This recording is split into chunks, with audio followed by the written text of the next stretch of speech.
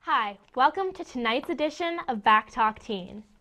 I'm Julia here with my co-host Alex.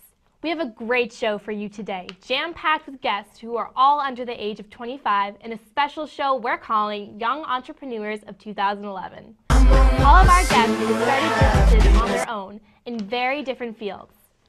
Today, they are here with us to tell their stories of life on the road to success.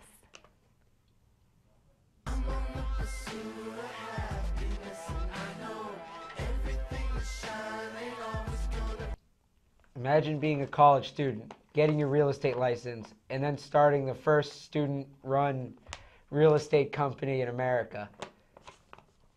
It sounds like a dream, but to these four guys over here, it's reality. Guys, welcome to the show. Thanks for having us.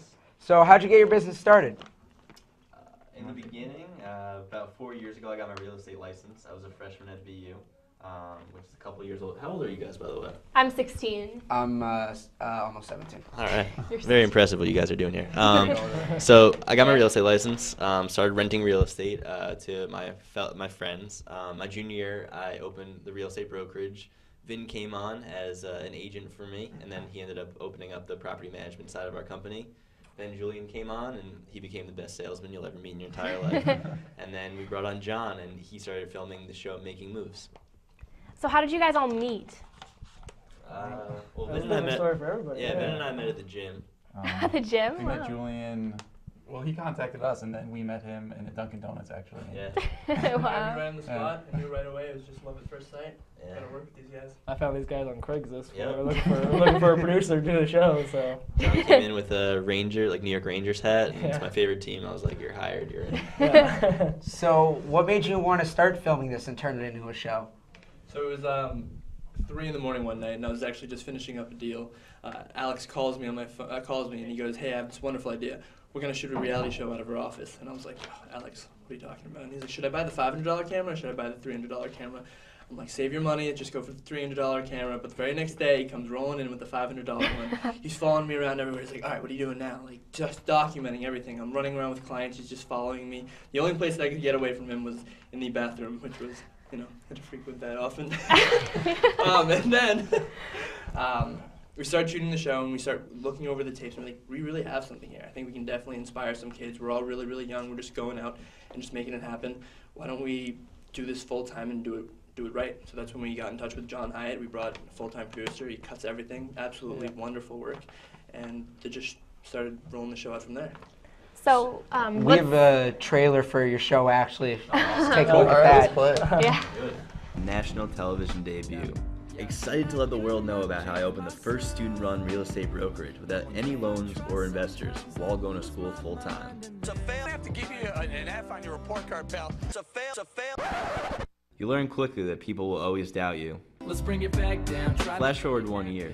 Over $5 million in real estate sold, a property management company, a college degree, and an office overlooking Commonwealth Avenue in Boston. It's funny, when people doubt you, it pushes you to work even harder.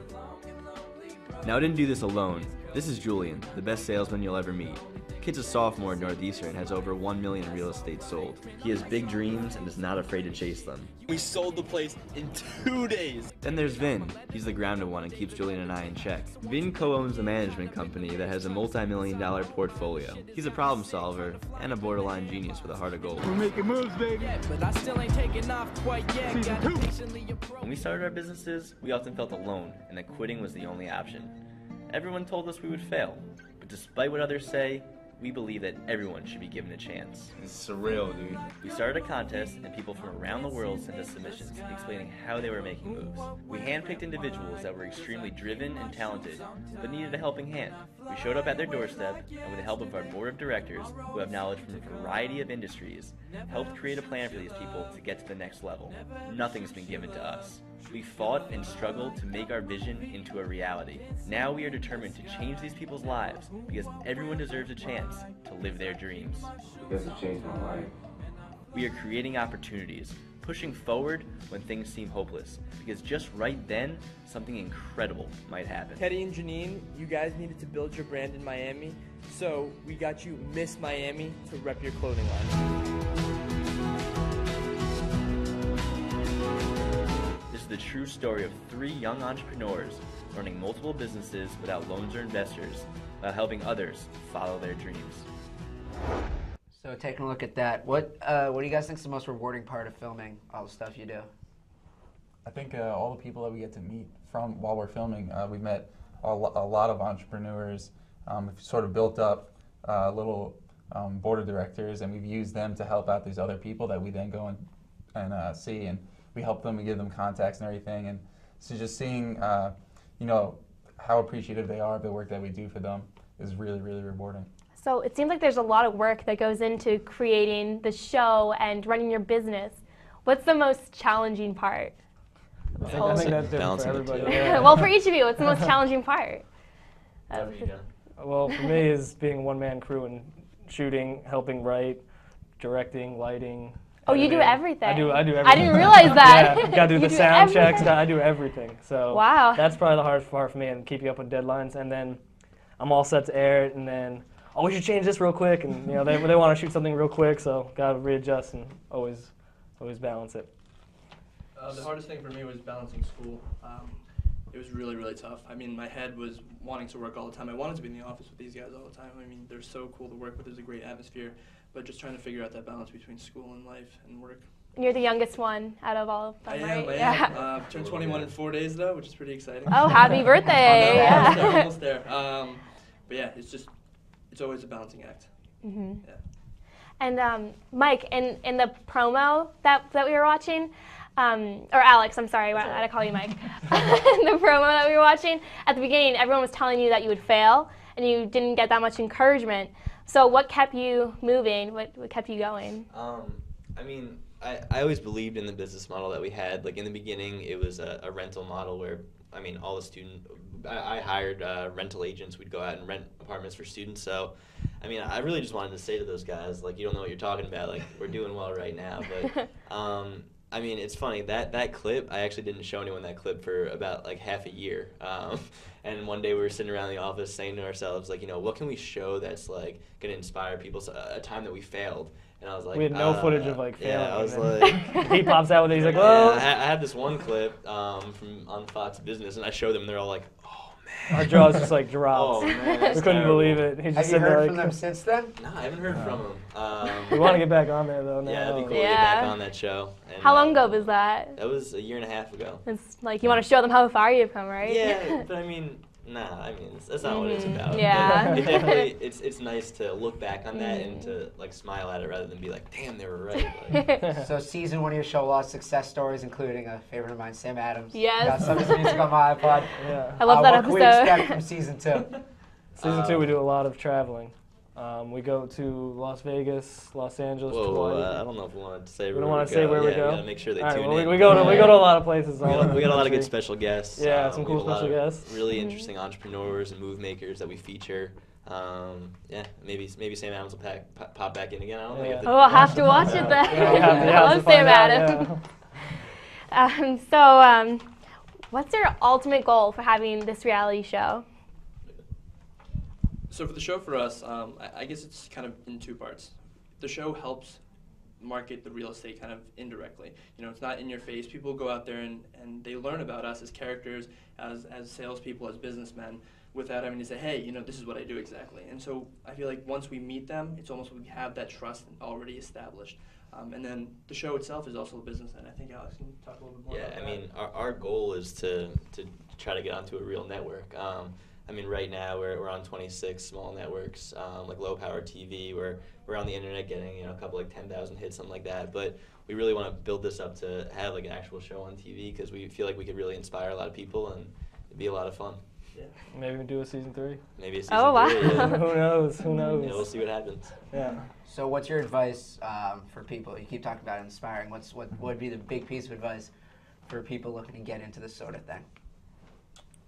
Especially for people who don't know what they want to major in Yeah, college or anything like that. I think if you have any kind of idea, I think the best piece of advice is to just go and do it. I think a lot of people, maybe have an idea for a business or something that they want to create, and maybe they're too scared to try and actually go out there and do it. So I think just really doing it, and that's the best thing you can do. And you can't be afraid to fail. I mean, especially if you are a student, then if it doesn't work out, then at the end of the day, you're a student again. So you don't backtrack at all. You can only move forward. That's great advice. Yeah. Thank you so much for talking with us. Thanks This for was having great. Our pleasure. Really Can't wait awesome. for season 2, which is January 23rd, right? First 2 episodes will come out that day. Oh, I'm excited. I can't wait. All right, so make sure to follow them on their journey. Season 2 coming up, going to lots of great places. It's obviously locked up right now, but make sure you watch to find out. Go to watchmakingmovies.com. And when we come back, we'll be talking to photographer, makeup artist, and stylist Rachael Lynsey Rubin, joining us on Skype live from New York. Stay with us.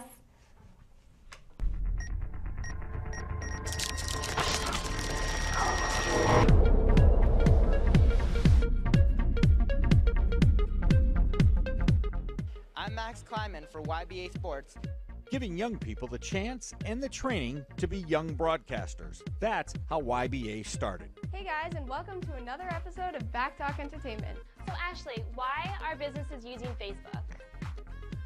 Well, the really cool thing about Facebook, Over 370 hours of live student-produced webcast, including the first professional sports event broadcast entirely by kids. That is only the beginning of the story of Young Broadcasters of America. Parents rave about their child's improvement in confidence, poise, and communication skills.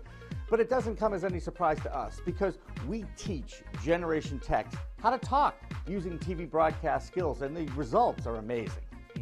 This is the oral communications piece that nobody else has. With a whole generation communicating more through technology than face-to-face, Young Broadcasters of America has created a curriculum for voice articulation that is now available at YBA Online. IPI stands for inflection, pronunciation, intonation, and enunciation. Connecting professional broadcasters with young people has given the next generation of TV talent an edge in communication in school and in life. What opportunity do you have as a kid to get in front of a camera, to get behind a mic, to learn how to actually do it? This is the only opportunity he's ever had. Justin, it's good to be sitting right next to you.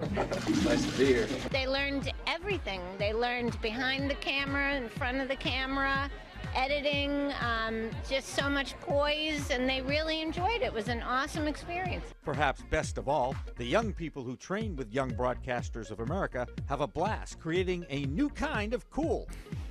Oh! And that's how we do it at YBA. Once I was introduced to the whole broadcasting world a year and a half ago, I realized this is what I want to do. You bring the personality within your heart out onto the set, and you show everyone who you really are. Now his old friends are helping to honor Ace Bailey's name. He was a very important part of our team, but more importantly, he was a great friend to all of us. YBA builds confidence, develops communication skills so necessary in life. Now, YBA is bringing its training to adults and the corporate community, which is desperate to undo what technology has done. For more information about Young Broadcasters of America, log on to youngbroadcasters.com or call 508-650-2000.